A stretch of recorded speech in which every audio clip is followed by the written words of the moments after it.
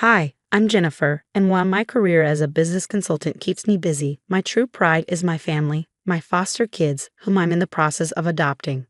Are you sure about this, Jennifer?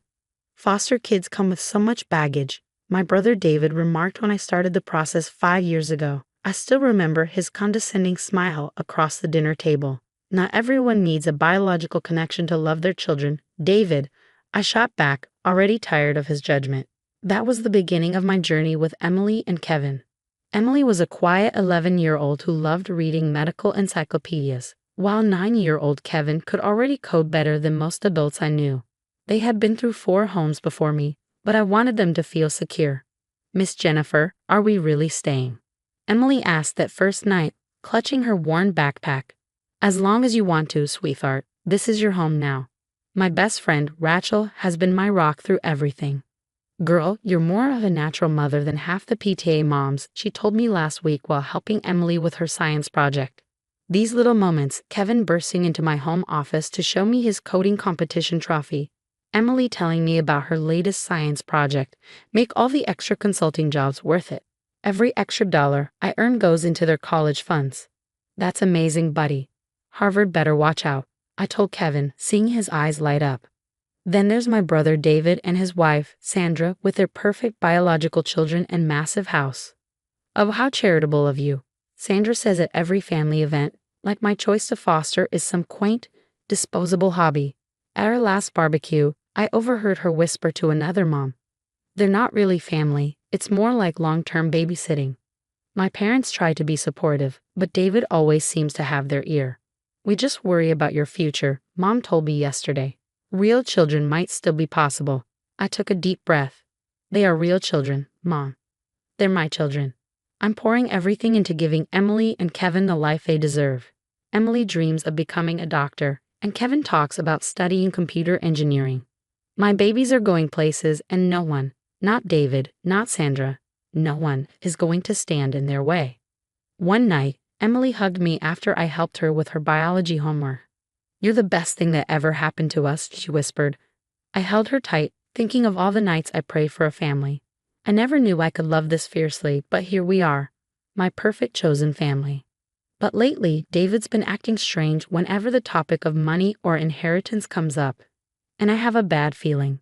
At our last family dinner, I was telling Mom about Emily's perfect essay scores when David cleared his throat, giving me a smug smile. You know, it's cute how you're playing house with these temporary kids, but let's be real, they're not actually going to inherit anything, right? The table went silent. Emily's fork clattered against her plate. What did you just say about my children? I asked, barely containing my anger.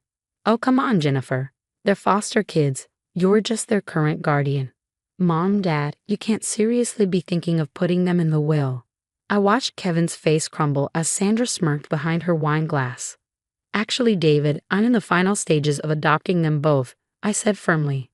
Those college funds you're setting up are a waste of money, David sneered. They'll probably drop out anyway. Statistics, you know. Emily ran from the table, and Kevin followed, tears in his eyes. Later that week, I heard Sandra at school pickup, mocking me again.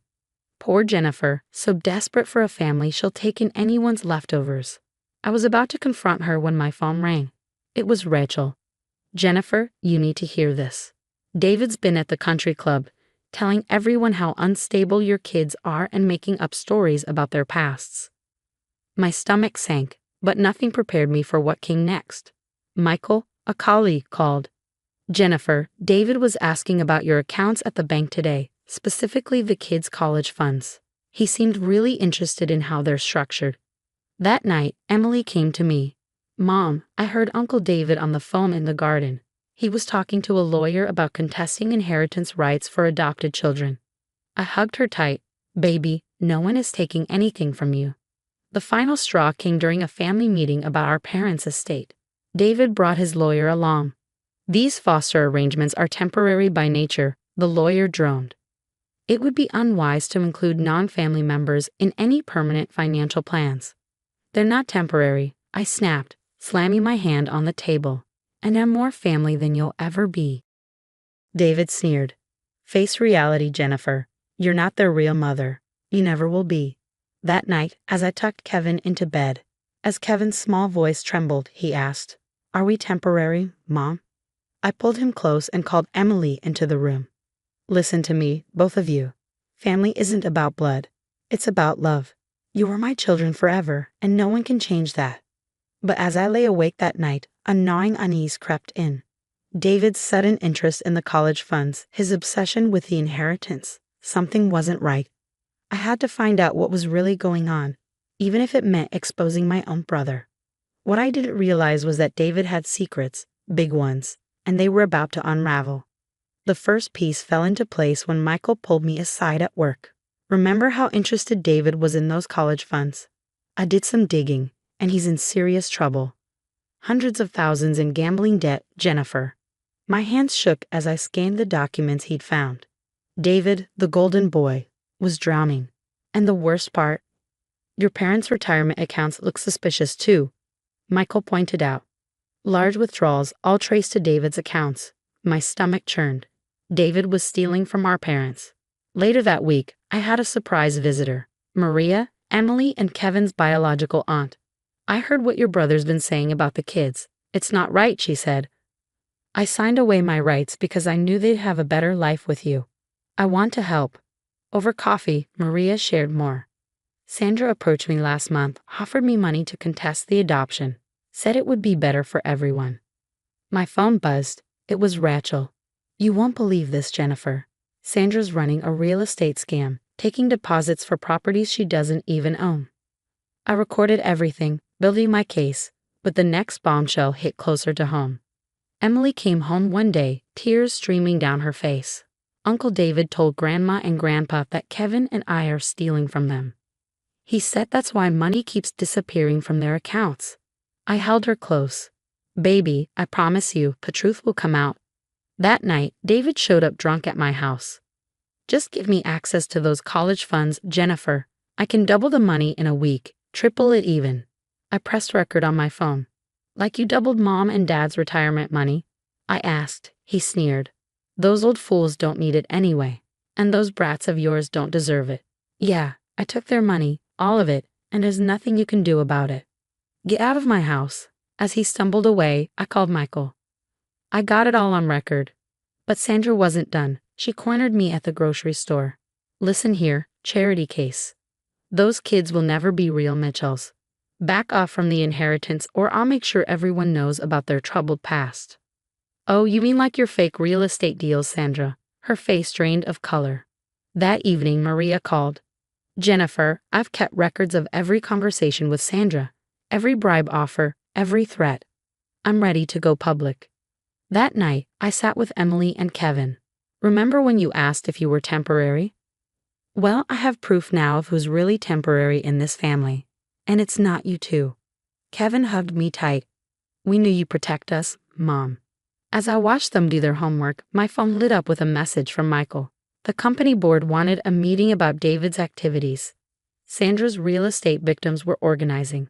The house of cards was finally about to fall, and this time, I wasn't going to stop it. I looked at the adoption papers on my desk, nearly complete.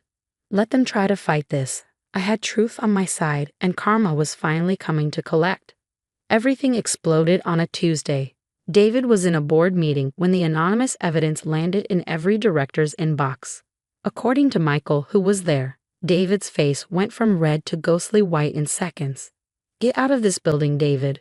Security will escort you," the CEO's voice echoed down the hall.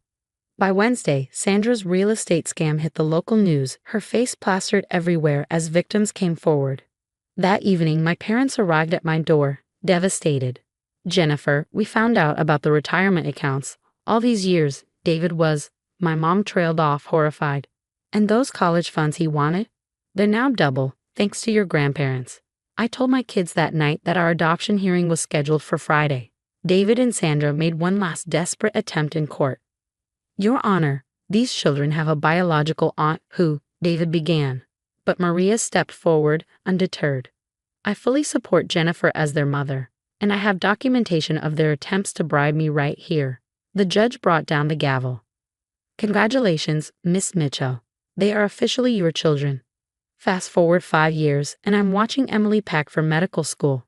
She got a full ride to Johns Hopkins. Harvard's computer science department is already recruiting Kevin for when he graduates next year.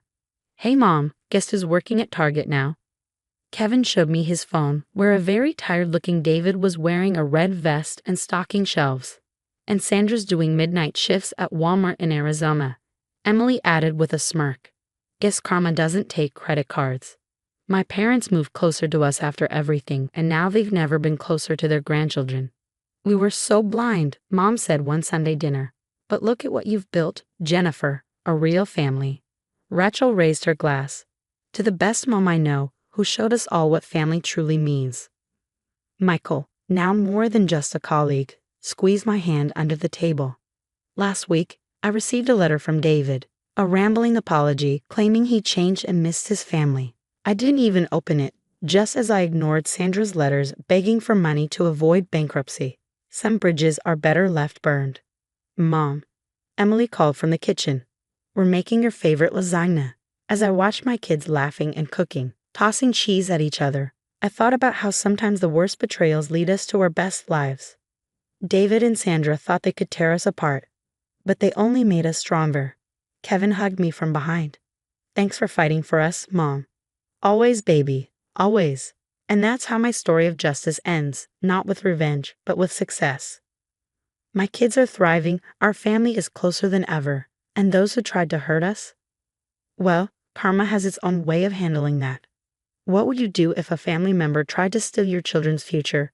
Could you forgive them, or are some betrayals simply unforgivable?